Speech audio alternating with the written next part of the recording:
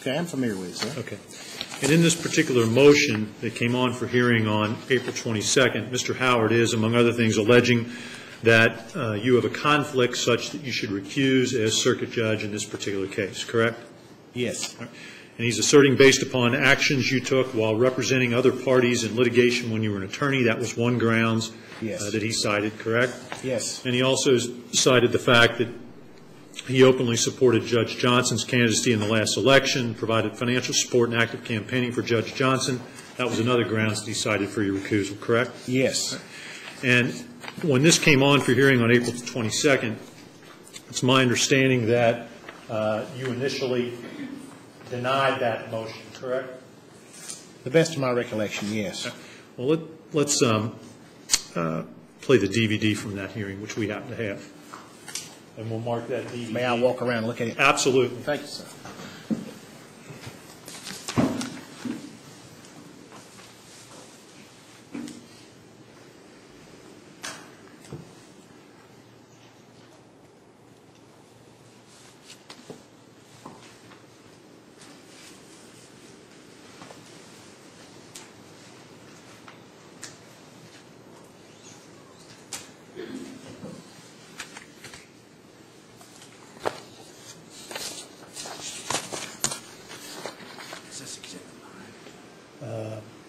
No, it'll be.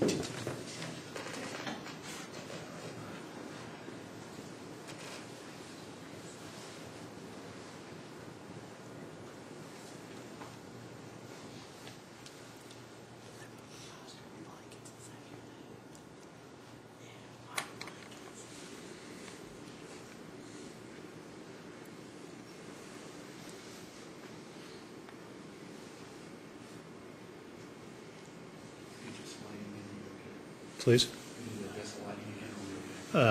Yeah, we probably need to turn it down just for a minute, Mr. The lights for just a second. This hearing is not very long.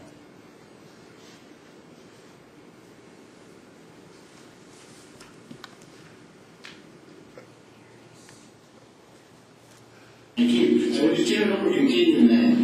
Now, the only other question I had was, is I want Mr. Howard to be, come on, Mr. Howard. I want him to be satisfied and, find out. Now, I don't rule through the motion to it. Is it your desire to ask me to recuse in this case? Yes, sir, it is. Okay. The only thing, the one issue about elections is clearly been settled in the Court of Appeals as well as the Supreme Court of Kentucky. That's not an issue. Just because you are on the other side of an election from somebody does not require a judge to recuse. And the point is, if that's the case, you would never get to hear any cases at all if you were a judge. And just because somebody put a sign up in the yard against you or something like that, I would be a pretty petty person if I had a problem with that. I think it's everyone's God-given right to support and also constitutional right to support who they want to in the election. And I don't get mad at people for choosing to be with one person or another. To be honest with you, that's the last thing on my mind when I'm looking at things. So that was overruled on that grounds. The other case that I was in was a domestic case from some years ago, and you know what I mean? That can make it to where a judge that practice law can never sit on the bench. So that's clear. I feel real comfortable with that and handling the Court of Appeals and the Supreme Court on that issue. The other issue is a certain piece of property, and I'm trying to get clear in my mind which piece of property you're talking about. What piece of property is that? Your Honor, I have a deposition, a grant affidavit. If I can submit that to you. Well, that's fine.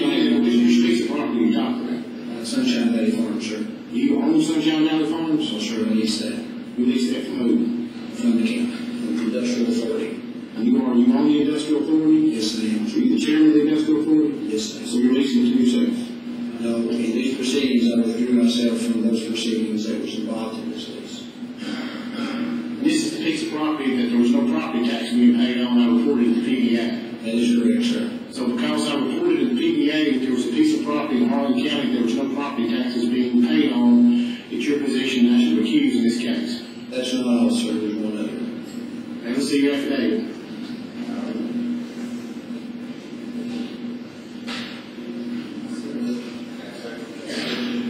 Move.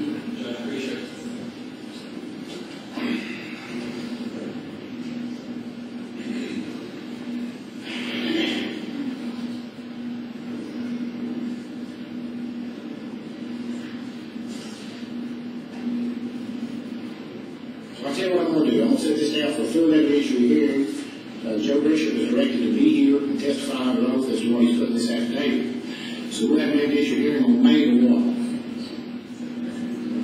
May the 22nd, okay? At 9 a.m., Joe Grisham will be here, and we'll put him under oath and let him testify about what he's put in this affidavit. You can put this in the record.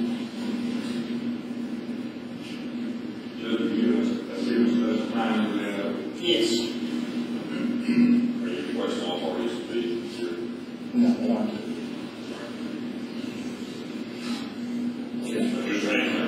The special time. 9 a.m.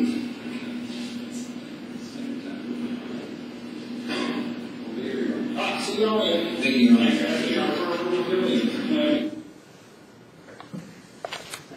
Yes, thank you, Judge. You mind if I get another file too? No.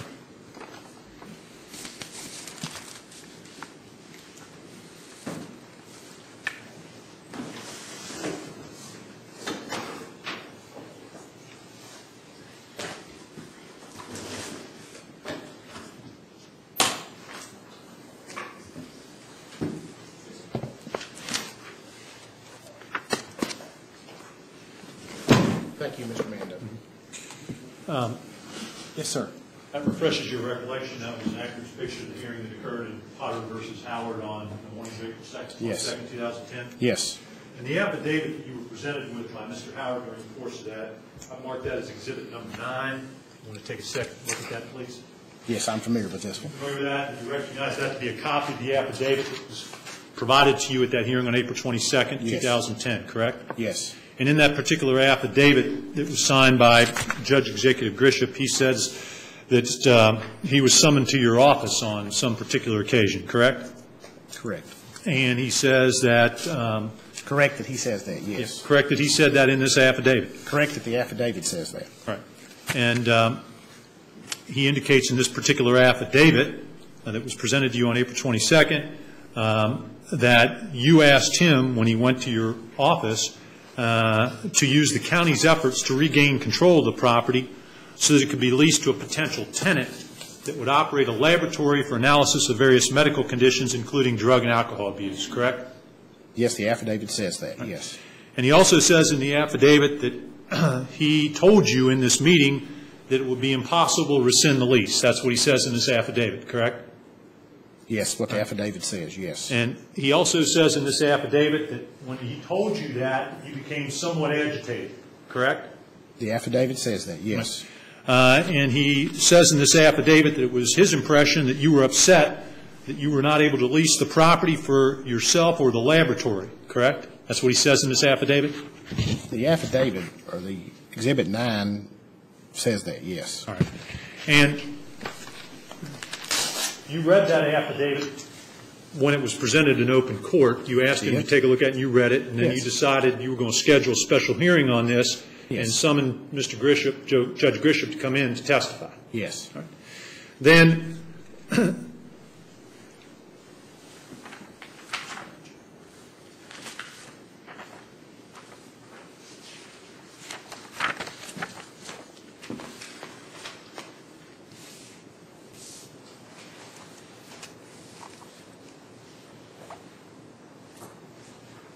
me show you Exhibit 11. Yes. This is a copy of the order for the special grand jury. That was also entered on April 22nd of 2010, correct? Yes. All right. And in that particular order, you prepared the same day as the Potter v. Howard hearing in which that affidavit from Judge Grisham was presented to you in open court, correct? Correct. All right.